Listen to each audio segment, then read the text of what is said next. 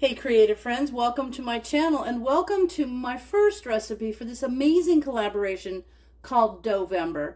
So much fun. I love these collaborations, and I am going to make an amazing whole wheat bread. I actually made this bread several years ago at the county fair and I got a blue ribbon on it, so it is good stuff.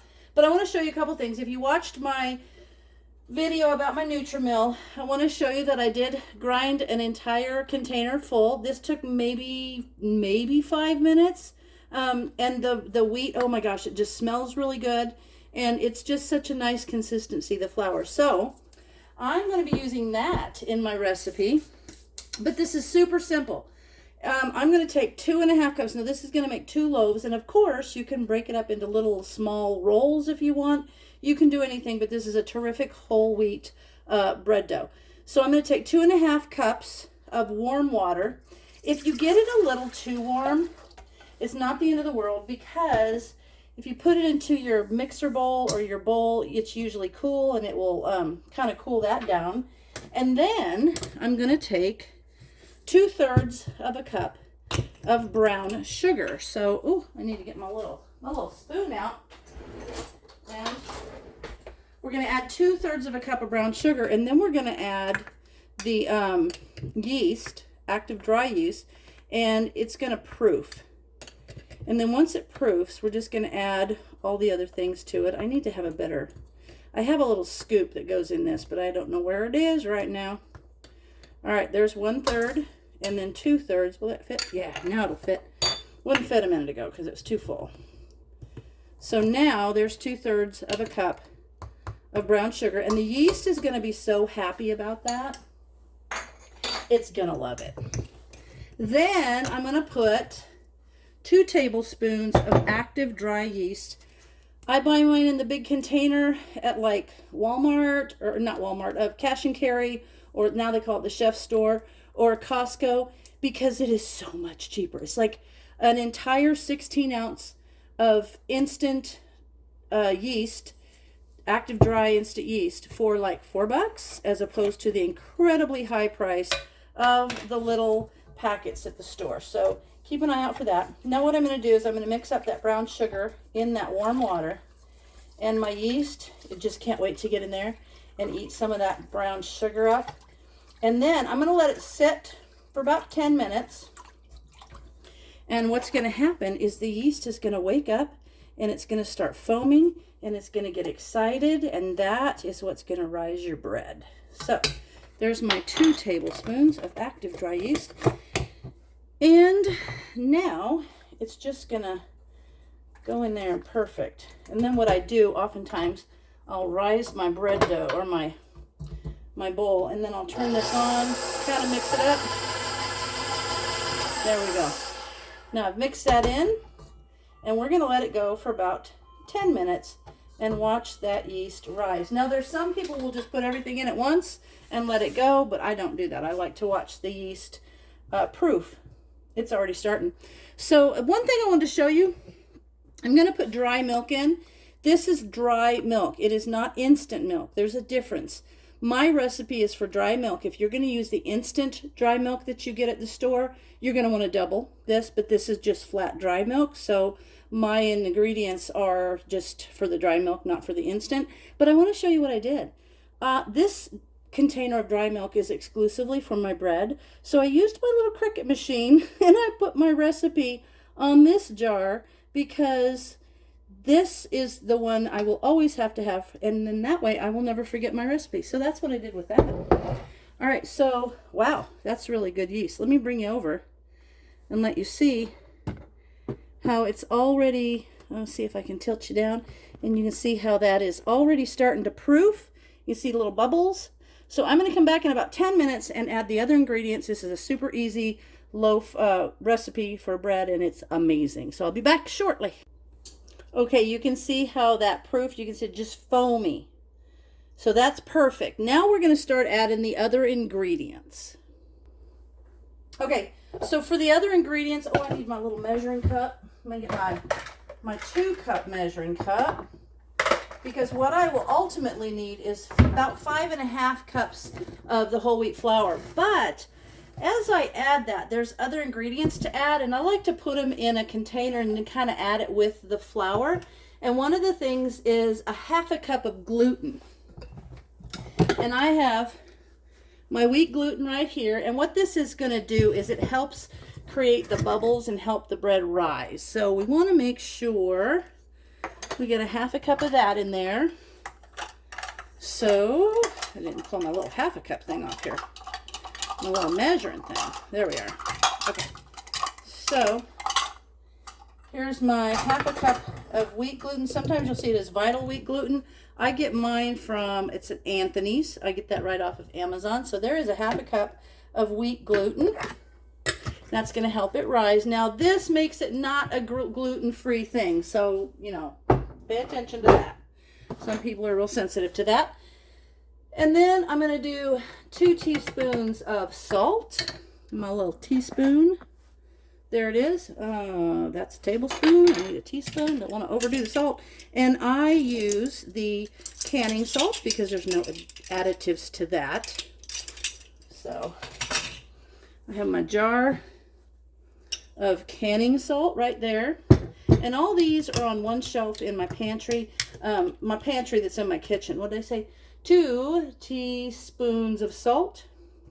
These are on in one shelf in my pantry here in the kitchen so that I always have it ready to make a nice loaf of bread. And then we're going to do a tablespoon of margarine or oil, 2 tablespoons of oil, and it might seem weird, but we're going to do 2 tablespoons of vinegar too. I got to get my vinegar out.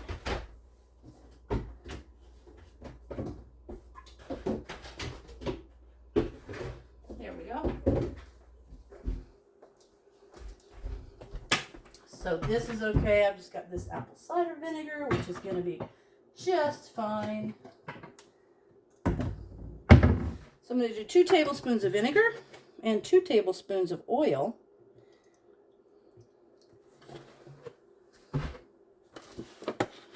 And here's your oil.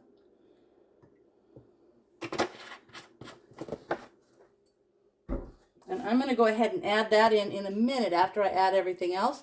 Then I'm going to put a half a cup of potato flakes.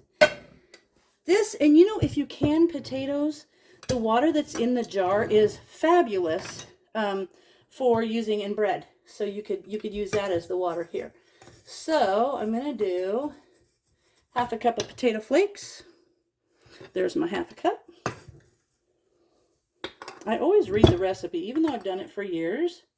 I always want to read the recipe because my brain doesn't always remember everything like it once did. Okay, there's that.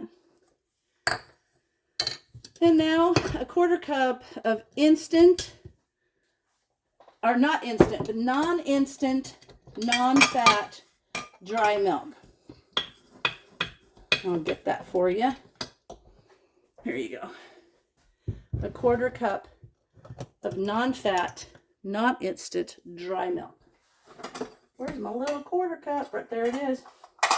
Oh, usually I'm really good at having all my little measuring cups out. So there's a 1/4 cup of that. And then, now, if you don't have to put dough enhancer. I always do. I put a tablespoon of dough enhancer. Where is my dough enhancer? There it is. And dough enhancer, this just helps your loaf stay nicer longer. So I'm going to put in a teaspoon of dough enhancer. And this keeps it fresher longer, I guess you could say. So that's nice to have. Now, I'm going to give this a quick little mix, just to mix it all in together. And now I'm going to turn my mixer on a low, and I'm going to start adding the flour. And then I'm going to start adding this kind of as I go with the flour. And then what happens is I will let it mix for about 12 to 15 minutes. And so I'm going to turn it on low. There we go. And this is a 2-cup measure, so I'm going to first add in about 2 cups of flour. And then I'm going to add in some of this powdered ingredients, about half of it. And I'm going to let that go. So this is going to take about 5½ cups of flour.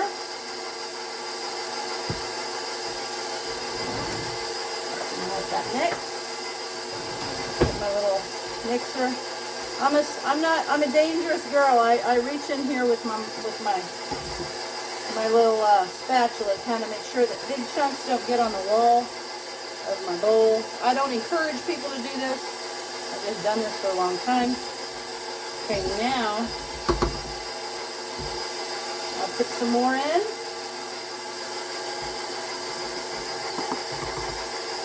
4 cups. The rest of this powder blend will go in there. There we go. And now you can hear it starting to take a little bit more effort. And I'm going to put this vinegar and water in there, or vinegar and oil in there.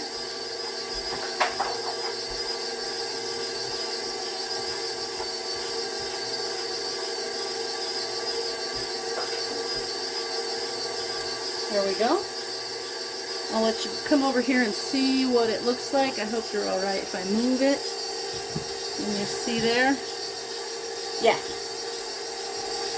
So I'll be safe and I'll just turn it off and get all these things off the side. It's kind of like riding a roller coaster when you go in there without turning it off. Oop. So that was 4 cups. So I need about 1.5 cups more. But that is subjective. It depends on how wet your dough is and things like that. And you can see underneath there's still some flour coming up. So I'm going to put, it's going to be about 1.5 cups now.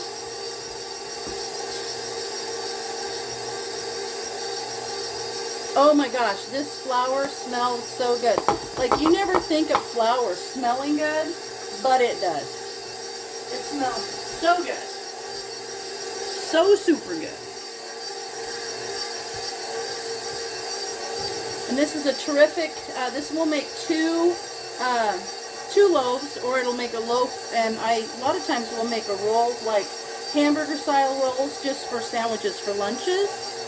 But I'm going to let this go around, and then I'm just going to let it mix. Now I'm going to let it go for about 12 or 15 minutes. I'm going to keep an eye on it, kind of scrape some of that dry flour off the sides if it doesn't look like it's going to mix in. And what I want this to do is to mix into that classic looking dough, and I will show you. It's gradually working its way around, and you can see there's a lot of flour still to come up, so I think that this is going to be just the right amount. And meanwhile, I'm going to get out my two loaf pans, and I'm going to grease them. I'm going to spray the inside of them with spray oil so they're ready to go. But when this is done, I'm going to cover it with a warm, a wet cloth, and I'm going to set it in a warm area for a while, like at least, I don't know, I'm going to let it rest for about 10 or 15 minutes, and I'm going to punch it down and let it rise again until it's about doubled. But don't worry about that yet. I'll bring you back when this is ready to do to the next step. Alright, so it's gone for 12 minutes, and now I'm just going to pull it off the dough hook in my mixer, and then I'm going to let it rest for 10 minutes.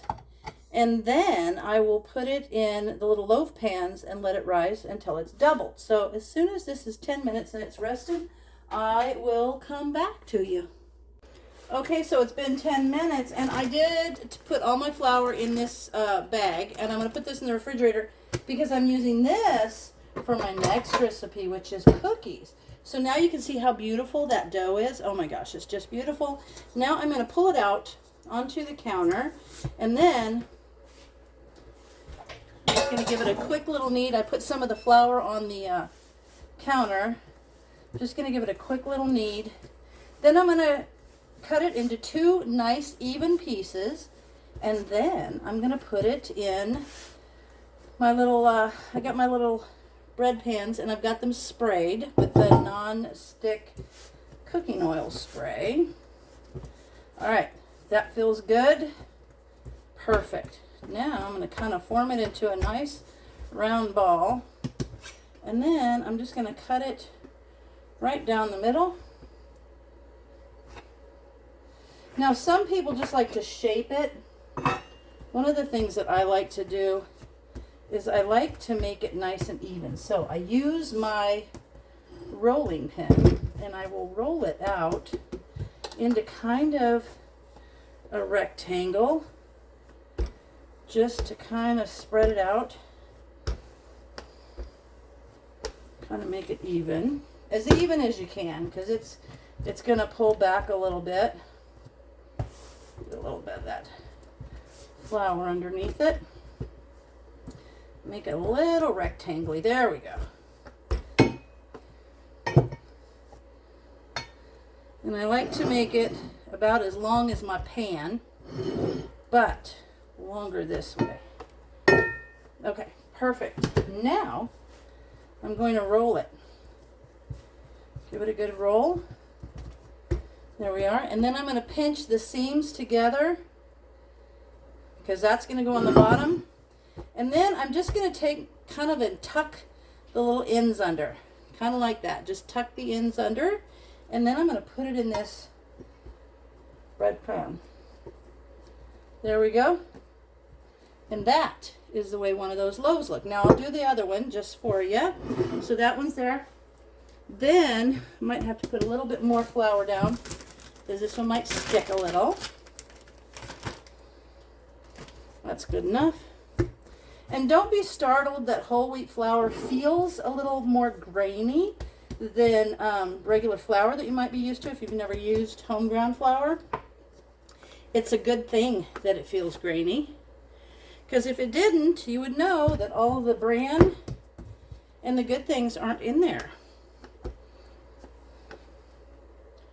And you don't need to punch, you know, they say, oh, punch it down, and you see people punch it really hard. You don't need to do that.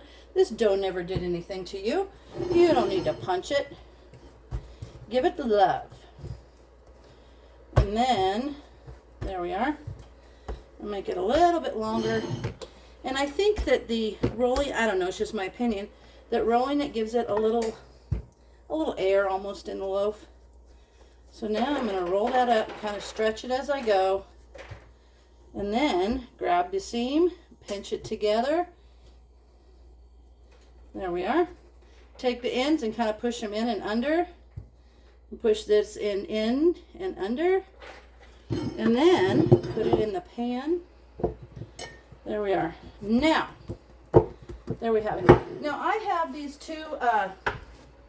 these are two towels that I use exclusively for bread. And the reason I use them for bread is because I don't want to use them or get like smell of, I don't know, fabric softener or a detergent or something on there. These are just have never been anything but water on them. And I don't use them with any other food because I don't want them to get that smell on them. So I will use these to cover these two loaves and let these rise at least double. So I'll do that. And then we're going to put them in the oven and we're going to cook them at 375 for 20 to 30 minutes until they are golden brown, and also until they feel a little hollow when you tap them. And so then we will wrap them with these towels, and that is the secret to making your crust soft when you make homemade bread. So now I'm just going to cover this over. I'm going to let those rise, and we'll be back to you when those have doubled in size. Okay, it's been about 45 minutes, and look at those. Oh, yummy. Isn't that pretty? Okay, so I'm going to put these in the oven. I've preheated it to 375. I'm going to put these in the oven for 20 to 30 minutes, and then when I come and check them, if they're nice and golden, what I like to do is turn this over and kind of let it come out of the pan and tap the underside of it to see if it sounds hollow.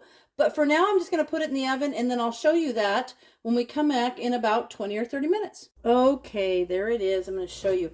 How pretty is this loaf of bread? It looks just beautiful.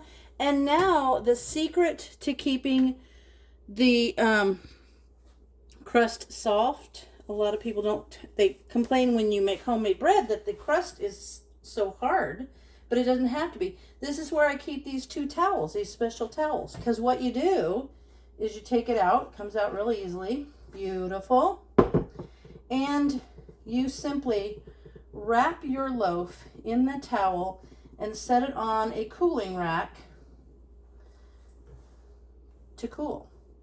And the reason it is perfect for your crust is because it kind of, as it cools, it just holds in a little bit of the heat and moisture, and not enough to be soggy, but just enough to keep it soft. So I'm going to cover those up. I'm going to let them cool, and I'm going to come back to you when they're all cool, and I'm going to slice a piece of this amazing bread for you, and we'll see what it looks like when that happens.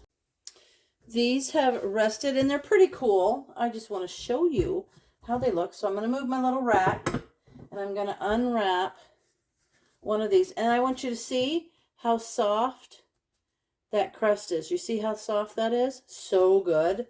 I actually am going to get my little butter dish because I'm going to have a little bit of butter on this piece of bread that I cut for you. Get a little paper towel and put it on there. So I am going to slice this loaf. Oh my gosh, it is such a beautiful loaf. Now when you're kneading it a little bit, or when you're just at the end of mixing it, you can add things like oatmeal or flaxseed. You can just add whatever you want. You could add nuts, you could add all kinds of stuff. But look at that beautiful loaf of bread, and you can see how soft it is. Oh my gosh, this is beautiful. Now I'm going to take this heel and I'm going to slice a regular slice because I like to keep the heel on the end of the loaf to help keep it nice and moist like that. And I'm going to wrap it in plastic wrap, and it's going to be fabulous. So let me put a little bit of butter on here. And oh, this is so good. These make amazing sandwiches. A little bit of butter, toasted, it's so good. But just in general, I'm going to put a little butter on here. And there we go. Still warm enough, the butter's melting a little bit. And then I'm going to taste this. And see how soft it is just to pull it apart. Beautiful. This is a beautiful loaf of bread. And oh, that is fabulous.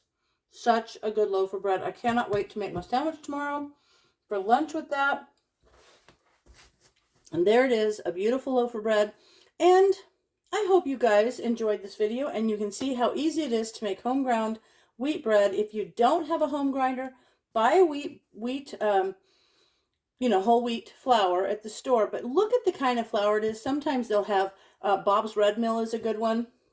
King Arthur flour. Those are better quality flours to use if you're going to take your time to make home ground or even just regular wheat bread at home. Homemade bread, delicious. And be sure and check below. I'll have the recipe written down for you, and I will also have the schedule for all the people, all the wonderful channels that are participating in DoughVember.